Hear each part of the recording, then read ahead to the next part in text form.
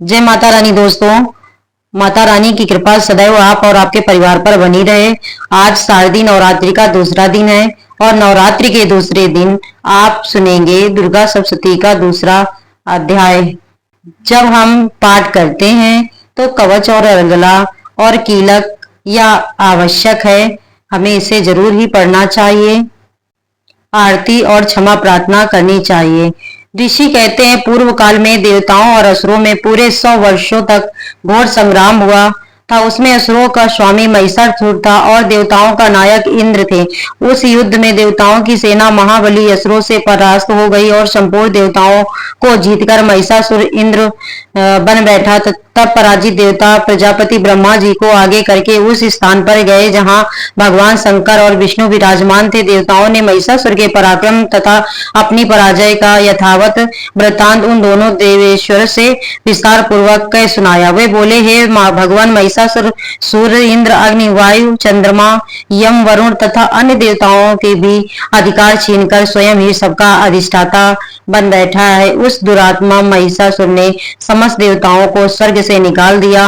अब वे मनुष्यों की भांति पृथ्वी पर विचरण करते हैं। दैत्यों की यह सारी करतूत हमने आप लोगों से कह दी सुनाई और अब हम आप ही की शरण में आए हैं। उसके वध का कोई उपाय सोचिए। तब इस प्रकार देवताओं के वचन सुनकर भगवान विष्णु और शिव जी ने दैत्यों पर बड़ा क्रोध किया। उनकी भौं तन गई और मुंह टेढ़ा हो गया।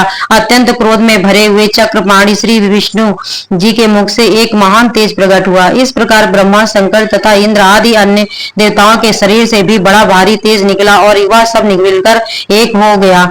तेज का वह पुंज जलमान पर्वत सा जान पड़ा। देवताओं ने देखा वहां उसकी ज्वाला संपूर्ण दिशाओं में व्याप्त हो रही थी। संपूर्ण देवताओं के शरीर से प्रकट हुई उस तेज की कहीं तुलना नहीं की जा सकती, पर वह एक नारी के रूप में परिणित हो गया और अपने प्रकाश से तीनों लोगों को प्रकाशित करने लगा। देवी का मुख प्रकट हुआ। यमराज के तेज से उसके सिर में बाल निकल, श्री विष्णु भगवान के तेज से भुजाएं उत्पन्न हुई, चंद्रमा के तेज से दोनों स्तन और इंद्र के तेज से मध्य भाग अर्थात कटी प्रदेश का प्रादुर्भाव हुआ। वरुण के तेज से जंघा पिघली और पृथ्वी के तेज से नित भाग प्रकट हुआ। ब्रह्मा के तेज से दोनों चरण और सूर्य के तेज से उनकी उंगलियां हुई। वसु के तेज से हाथों की उंगलियां और कुबेर के तेज से नासिका प्रकट। प्रकार सभी देवताओं के तेज से उसका तेज प्रकाशित हुआ।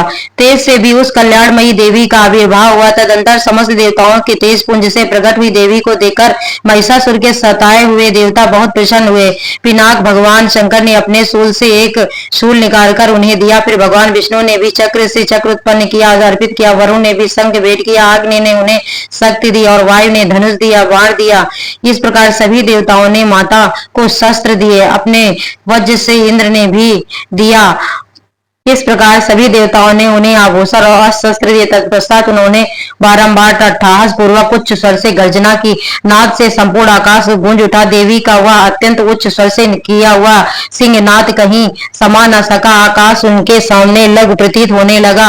प्रतिध्वनि हुई जिससे संपूर्ण विश्व में हलचल मच गई और समुद्र कांप उठा, डोलने लगी और समस्त पर्वत हिलने लगे। उस समय देवताओं ने अत्यंत प्रसन्नता प्रकट की। सिंह वाहिनी भवानी से कहा, हे देवी तुम्हारी जय हो। साथ ही महर्षि उन्होंने भी भक्ति भाव से माता को प्रणाम किया। विनम्र होकर उनका किया। संपूर्ण त्रिलोकी को क्षोभग्रस्त देख दैत्यगण अपनी समस्त सेना को कवच आदि से सुसज्जित करके हाथियों उस समय महिषासुर ने बड़े क्रोध से आकर कहा, यह क्या हो रहा है। फिर वह संपूर्ण असुरों से घिरकर उस सिंहनाद की ओर लक्ष्य करके दौड़ा और आगे पहुंचकर उसने देवी को देखा जो अपनी प्रभा से तीनों लोकों को प्रकाशित कर रही थी। उनके चरणों के बाहर से पृथ्वी दबी जा रही थी। माथे में मुकुट से आकाश से रेखा से खींच रही थी तथा वे अपने धनुष की टंकार से सातों पाताल को किए देती थी। देवी अपने हजारों भुजाओं से संपूर्ण दिशाओं को आच्छादित करके खड़ी थी। तदंतर उनके साथ दैत्यों का युद्ध छिड़ गया और नाना प्रकार के अस्त्र शस्त्रों से प्रहार से संपूर्ण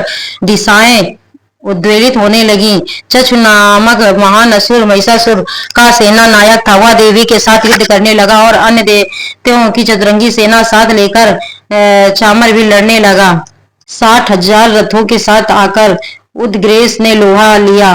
1 करोड़ राक्षस हाथी सवार और घुड़सवार के अनेक दलों के दल करोड़ों महिषासुरों से रणभूमि में कोटि कोटि सहस्त्र रथ हाथी और घोड़ों की सेना से घिरा हुआ था और फेंके तथा कुछ दूसरे दैत्यों ने खड़ग प्रहार करके देवी को मार डाले का उपाय किया। शास्त्र अस्त्र शस्त्रों की वर्षा करके दैत्यों के समस्त अस्त्र काट डाले। देवी ने रंग मात्र से भी चिन्ह नहीं था। देवता और ऋषि उनकी स्तुति करते थे और वे भगवती परमेश्वरी दैत्यों के शरीर पर अस्त्र फेंकती थी। अंबिका देवी ने जितने निश्वास छोड़े वे सभी तत्काल सैकड़ों हजारों गणों के रूप में प्रकट हो गए और परशु के भीदा खड़क और पट्टिल आदि शास्त्रों द्वारा असुरों का सामना करने लगे। देवी की शक्ति से बड़े वे गढ़ असुरों का नाश करते हुए नगाड़ा बजाने लगे। दैत्यों को पास से बांधकर धरती पर घसीटता कितने ही दैत्य उनकी तीखी तलवार से मार डालते दो टुकड़े कर दिए के कारण पृथ्वी पर ढेर हो गए और उस रण में बाण समूहों की दृष्टि से जितने ही असुरों की कमर टूट गई, बाज की तरह झपट गई। देवी पड़कर गढ़ अपने प्राणों से हाथ धोने लगे। किन्हीं की बाहें छिन गई, कितनों की गर्दन कट गई, मस्तक कट कट कर गिरने लगे और कुछ लोगों के शरीर मध्य भाग से विदीर्ण हो गए।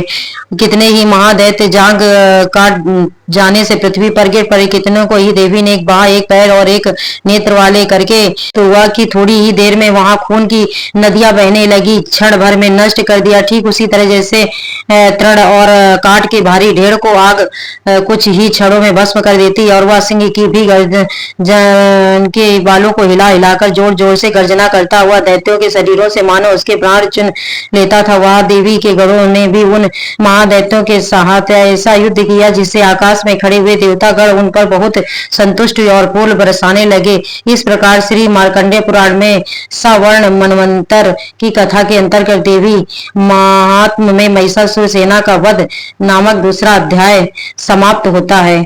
बोलिए दुर्गे माता की जय।